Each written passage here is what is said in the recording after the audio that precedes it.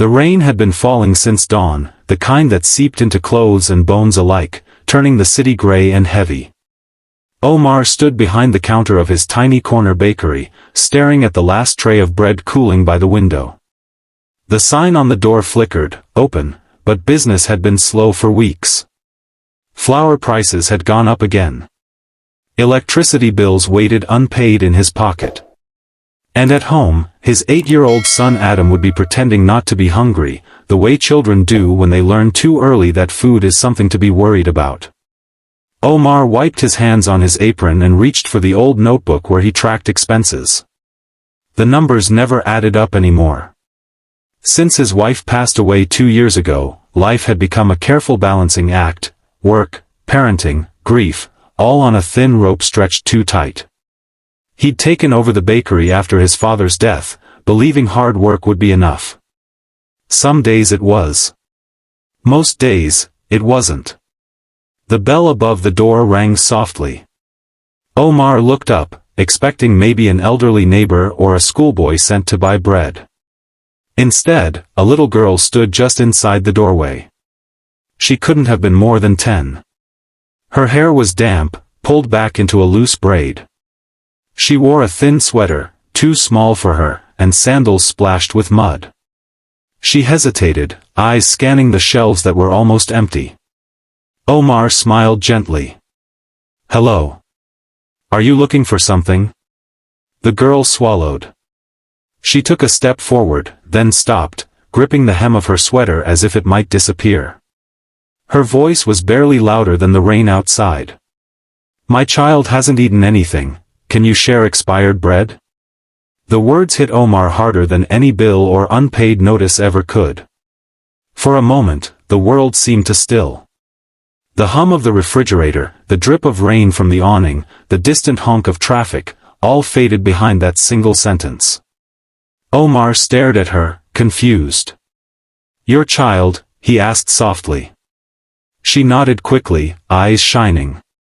"My little brother. He's 4. Mama's sick and we didn't sell enough flowers today." She glanced down at her hands, red and chapped from the cold. "We don't need fresh bread. Even old is fine." Omar felt something twist painfully in his chest. He thought of Adam at home, complaining about homework, asking for jam on his bread, unaware of how fragile their life really was. He thought of the times he'd thrown away bread at the end of the day, stale but still edible, because rules were rules and customers wanted fresh. He stepped out from behind the counter and crouched so he was eye level with her. "What's your name?" he asked. "Amina," she replied. "And your brother?"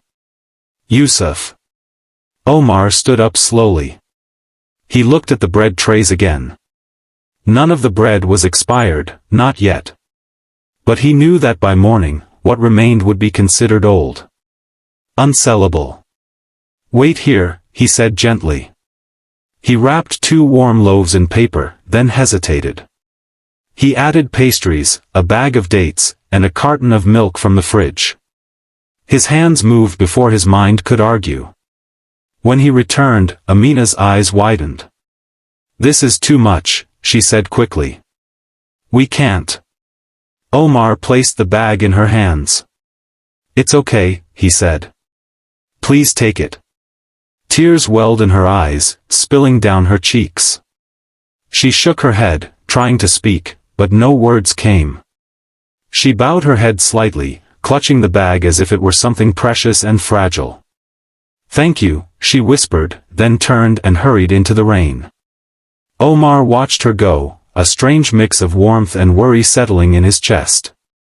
He locked the door early that evening, unable to focus on anything else. On the walk home, the rain soaked through his jacket, but he barely noticed. His thoughts stayed with Amina, where she lived, whether her mother was truly sick, whether Yusuf would smile when he saw the food. That night, as Adam ate dinner, Omar studied his son more closely than usual. The way he chewed slowly. The way he saved the crust for last. Children noticed more than adults realized. "Baba," Adam said suddenly, "are we poor?" Omar froze. Why would you ask that? Adam shrugged. Some kids at school said only poor people run small shops. Omar forced a smile. We have enough, he said. That's what matters. Adam nodded, satisfied, and went back to eating. Omar looked down at his own plate, appetite gone. The next morning, the rain had stopped, leaving the streets washed and cold. Omar opened the bakery early, kneading dough with tired hands. Around mid-morning, the bell rang again. Amina stood there, cleaner this time, though her clothes were still worn. She held something behind her back. I came to say thank you, she said. She pulled out a small bunch of wildflowers, their stems uneven. They're not much. Omar accepted them, surprised. They're beautiful, he said truthfully. She smiled, relief washing over her face. Yusuf ate until he slept, she said proudly. Mama cried, but not like before. Omar felt his throat tighten. Where do you live? He asked before he could stop himself. She hesitated, then pointed down the road. Near the old railway houses. Omar nodded. He didn't ask more. He didn't want to scare her away. But as she left, an idea began to form, quiet at first, then persistent. That afternoon, he packed up bread that would have gone stale by morning. Instead of throwing it away, he walked toward the railway houses. The buildings were crumbling, paint peeling, windows patched with plastic. He found Amina sitting outside one of them, sorting flowers. She looked up, startled. Sir? I brought some bread, he said simply. She stood quickly. You don't have to. I want to, he replied. Her mother, Layla, emerged from inside, pale and thin, coughing softly. Her eyes filled with fear when she saw Omar, until Amina explained in a rush. Layla listened, then pressed a hand to her chest. You have already done too much, Layla said weakly. Omar shook his head. I have a son, he said. I understand. From that day on, Omar made it a habit. Every evening, he took leftover bread to the railway houses. At first, it was just Amina's family. Then others noticed.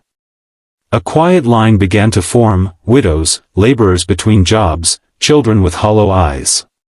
Omar never announced it. He never advertised. He just gave. The problem was, giving didn't pay bills. By the end of the month, Omar sat alone in the bakery, head in his hands. The landlord had raised rent again. The electricity company had sent a final notice. His savings were gone. For the first time, he wondered if kindness was a luxury he could no longer afford. That night, he didn't go to the railway houses. The next morning, the bell rang early. Omar looked up to see Amina standing there, concern etched across her face. Are you sick? She asked. Omar smiled sadly. No. Just, tired. She nodded, as if she understood more than her years should allow. She reached into her bag and placed a handful of coins on the counter. We sold more flowers, she said. Mama said this is for the bread. Not old bread. Fresh. Omar stared at the coins. They couldn't buy even half a loaf. He pushed them back gently. You keep them, he said. Amina shook her head stubbornly. Mama said dignity matters. Something inside Omar broke open then, not with pain, but with clarity. He realized this wasn't about charity. It was about community. About standing together instead of above one another. An idea sparked. He began offering, pay what you can, baskets outside the bakery at closing time. Fresh bread in the morning, shared bread in the evening. Some paid full price. Some paid little. Some paid nothing. Word spread, not of free food, but of fairness. Customers increased. A teacher began bringing her students to buy bread. A local